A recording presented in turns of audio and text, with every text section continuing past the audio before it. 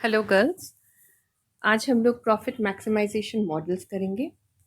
पहला मॉडल तो मैंने आपको पिछले प्रॉफिट मैक्सिमाइजेशन के चैप्टर की शुरुआत में ही करवा दिया था, जिसको हम मार्जिनल मॉडल भी कह सकते हैं, marginal revenue and marginal cost model, जिसके अंतर्गत हम प्रॉफिट को मैक्सिमाइज करने के लिए, यानी फॉर प्रॉफिट मैक्सिमाइजेशन, हम M R is equal to M C करके प्रॉफिट्स को मैक्सिमाइज करते हैं, right, at the point first derivative. और दूसरा डेराइवेटिव में हम क्या करते हैं, D M R by D Q should be less than D M C by D Q. इसके अनुसार हम इसको कह सकते हैं मार्जिनल अप्रोच या सीमांत विधि, राइट। अब हम लोग दूसरा अप्रोच देखते हैं, जो हम टोटल रेवेन्यू और टोटल कॉस्ट को लेके करते हैं। टोटल रेवेन्यू और टोटल कॉस्ट का डिफरेंस को ही हम प्रॉफिट कहते हैं, राइट। इसको हम पाई से दिखा सकते हैं, ओके। तो अगर हम टोटल रेवेन्यू टोटल कॉस्ट को लेते हैं तो मैक्सिमम प्रॉफिट कैसे निकालेंगे? मैक्सिमम प्रॉफिट क्या हो जाएगा? T R minus T C का अधिकतम, अर्थात हम प्रॉफिट के फंक्शन को ज़ीरो के अगेंस्ट देखेंगे। और दूसरे में हम D pi by D Q करेंगे और इसको हम ज़ीरो से कम में देखेंगे, राइट। तो ये इसको हम कहते हैं total cost and revenue approach, total cost and revenue approach, okay. So now we come down to the different market conditions. हम लोग दो बाजार परिस्थितियों में प्रॉफिट मैक्सिमाइजेशन को देखेंगे, okay. Let's start with perfect competition. Perfect competition यानी पूर्ण प्रतियोगिता। पूर्ण प्रतियोगिता क्या होती है? एक ऐसी बाजार की दशा होती है जिसमें बहुत सारे विक्रेता और क्रेता होते हैं और हर एक विक्रेता जो है वो एक समरूप वस्तु उत्पादन करके बेचता है।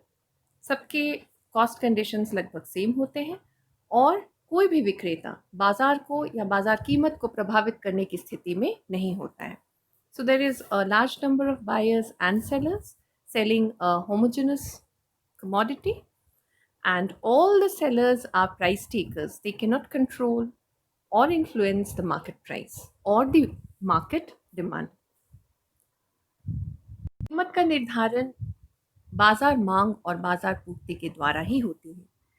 तो अगर हम ग्राफिकली देखें तो बाजार मांग को हम डी और बाजार पूर्ति को हम एस ग्राफ से दिखाएं तो कीमत निर्धारण पी पर हुई है, ओपी। इसी को हर एक विक्रेता फॉलो करता है और अपनी प्राइस मान के चलता है, कीमत मान के चलता है ओपी को। यही उसकी डिमांड वक्र भी होती है, एआर भी होती है और एमआर भी होती है। इसीलिए परफेक्ट कंपटीशन में आप देखेंगे कि डिमांड ग्राफ जो है वो एक्स अक्ष के साथ समान अंतर पे होता है। The demand and the AR as well as the MR curves are horizontal to the X axis. इसका एक दूसरा वजह भी होता है और वो है elasticity of substitution is equal to infinity. क्योंकि समरूप वस्तुएं हैं, एक से खरीदे या दूसरे से, इससे उपभोक्ताओं को कोई फर्क नहीं पड़ता है। इसीलिए एक उत्पादक का छोटा से छोटा प्राइस में परिवर्तन वस्तु की मांग को शून्य कर देगा। So even an infinitely small very negligible change in price by one firm will lead to zero demand for that product of that firm. So that is why elasticity of substitution is equal to infinity. And this is also the reason why the demand graph is parallel to the x-axis. इसमें हम देखेंगे कि अगर MC वक्र जो कि U आकार की है, इस तरह से दो बिंदु पर काटती है, A तथा B बिंदु। MC वक्र MR वक्र को दो बिंदु पर काट रही है, A तथा B। तो अब प्रश्न ये होगा कि इन दोनों बिंदुओं में से पॉइंट ऑफ इक्विलिब्रियम कौन सा हो, राइट। अब एक एक करके लेते हैं और देखते हैं कौन से बिंदु पर, ए तथा बी बिंदु पर, कौन से बिंदु पर प्रॉफिट मैक्सिमाइजेशन के दोनों शर्तों का पालन हो रहा है। जिस बिंदु पर दोनों शर्तों का पालन किया जाएगा वही होगा हमारा इक्विलिब्रियम पॉइंट। एट ए, अगर हम ए बिंदु को लेते हैं तो इस बिंदु पर एम आर तथा एम सी बराबर है, बिल्कुल है, तो हमारा पहला शर्त मंजूर है। दूसरा, अगर हम एम आर ग्राफ का डेरिवेटिव निकालते हैं इस बिंदु पर और एम सी का भी निकालते हैं तो हम देख सकते हैं कि एम सी कर्व नीचे आ रही है, right, it is coming down, और एम आर वक्र ऊपर ही रह रहा है, तो एम सी नीचे रहती है, एम आर की ढलान से नीचे रहेगी, जो कि हमारे दूसरे शर्त का पालन नहीं हो रहा है। अगर हम बी बिंदु पर आते हैं तो इसमें देखते हैं कि M R equal to M C, और अगर ढलान को देखते हैं तो डेरिवेटिव निकालेंगे इसका, तो इससे हमें मिलता है कि एम सी से एम आर की ढलान छोटी है, तो हमारे दोनों शर्तों का इसमें पालन होता है, इसीलिए हम कहते हैं कि at B the firm is in equilibrium. Okay, तो हम इक्विलिब्रियम पर ही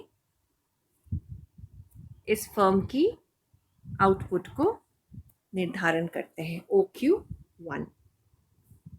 अब दूसरे स्थिति पर आते हैं कि फर्म की इक्विलिब्रियम जब प्राप्त होती है तो ये वह संतुलन की बिंदु है जहाँ पे फर्म की एम आर और एम सी वक्र एक दूसरे को काटेगी तथा एम आर वक्र को काटते हुए एम सी ऊपर की ओर चली जाएगी। ठीक है, so M C cuts M R from below and rises up. ये होती है वो स्तर उत्पादन का जब फर्म अपना प्रॉफिट को अधिकतम कर सकता है। लेकिन इस संतुलन की स्थिति में रह के भी कई बार अलग अलग फर्मों की अलग अलग दशाएं होते हैं प्रॉफिट्स को लेकर। आइए इस बात को समझते हैं। इक्विलिब्रियम पॉइंट कहाँ है? जहाँ के P equal to D equal to AR is equal to MR, और ये सब के साथ MC भी बराबर है, राइट? ओके, लेकिन अगर हम इसको फिर से देखें तो हम एक और क्राइटेरिया को समझ पाएंगे। लेट अस अज्यूम कि कीमत है P1, ये फर्म की AR तथा MR वक्र भी है, AR1 MR1, और ये है MC, आउटपुट है Q, ये है इक्विलिब्रियम पॉइंट, और इसी पर AC भी टच करते हुए निकलती है। तो एट पॉइंट E हम क्या देख पाते हैं? At E MR is equal to MC, which is equal to the price, and this entire thing, it is also definitely equal to AR also. Let us not forget that, AR, and this is equal to AC. जब AR AC के बराबर होता है तो firm को normal profits हासिल होती है, यानी सामान्य लाभ प्राप्त होता है, क्योंकि पर इकाई, प्रति इकाई जो औसत लागत है और प्रति इकाई आय जो है, रेवेन्यू, वो बराबर होते हैं। तो ऐसी स्थिति में फर्म को नॉर्मल प्रॉफिट्स या सामान्य लाभ प्राप्त होते हैं। यदि कीमत किसी कारणवश बाजार में बढ़ जाए और P2 बन जाए तो ऐसी स्थिति में फर्म इक्विलिब्रियम पर तो E पर ही होगा, लेकिन उसे रेवेन्यू कितना मिलेगा? AQ, और उसकी AC कितनी होगी? EQ। तो जाहिर सी बात है कि AR is greater than AC, तो प्रॉफिट होगी, है ना? तो प्रॉफिट कितने की है? AE, per unit, per unit profit कितनी है? AE। तो ये स्थिति होगी सुपर नॉर्मल प्रॉफिट्स की, यानी असामान्य लाभ की। वहीं पर अगर कीमत किसी और कारण घट जाए और P 0 हो जाए ऐसी स्थिति में एट P0 प्राइस AC कितनी होगी? EB, सॉरी EQ, AR है BQ, ये आपका AR हो गया और MR हो गया। जब ये बढ़ा था तो ये AR हो गया था और यही MR भी था। अब घटे हुए कीमत पर AR जो है वो AC से छोटा है। जब AR AC से कम होता है तो ऐसी स्थिति में कंपनी को लॉसेस होती हैं और लॉस कितने की होगी? Yes, EB, EQ minus BQ है EB, EB per unit loss के बराबर होगी। ओके, तो इसको आपको ध्यान में रखना है। इसके साथ साथ ये भी समझना है कि एक कंपनी कब तक लॉस सहन करती है। How far can a company assimilate or tolerate the burden of losses? एक कंपनी तब तक लॉस सहन कर पाती है जब तक उसकी शटडाउन पॉइंट पे नहीं आ जाती है। शटडाउन पॉइंट कहाँ होता है? शटडाउन पॉइंट वहाँ होता है जब उसकी AR is equal to ABC।